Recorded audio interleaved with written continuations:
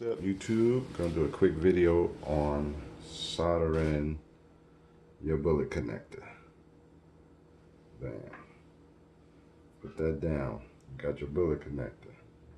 Got your wire. You got your flux. You got your solder. You got your soldering gun or soldering iron. Not gonna be used today. We're gonna use a torch. Simple torch, like $9. Lasts forever. You can refill it.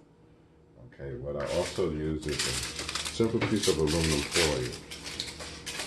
Take that foil, I take that bullet connector, and I pinch it, and I just mold that foil around that bullet connector, right? Because sometimes you get the solder in, you don't have nothing, you just have it sitting there, they fall over. So then you want to just press it down, move that away so you can heat that connector. And there you go. You got a little stand for one bullet connector. Alright,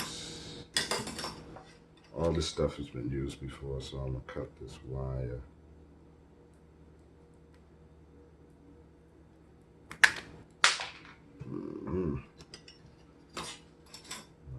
Razor or something to cut. There we go. So what I'm gonna do is trim that insulation. Pull that off. Got your little piece of wire there, which I'm gonna now dip into the flux. Wipe off your excess.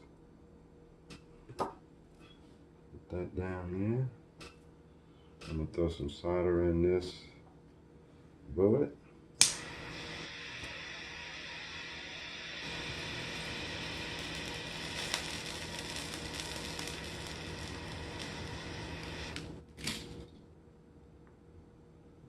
Maybe a little more.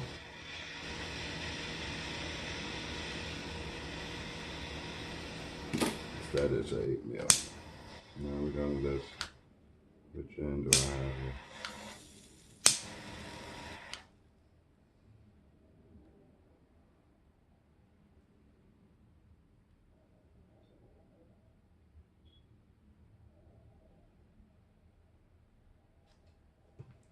She's on.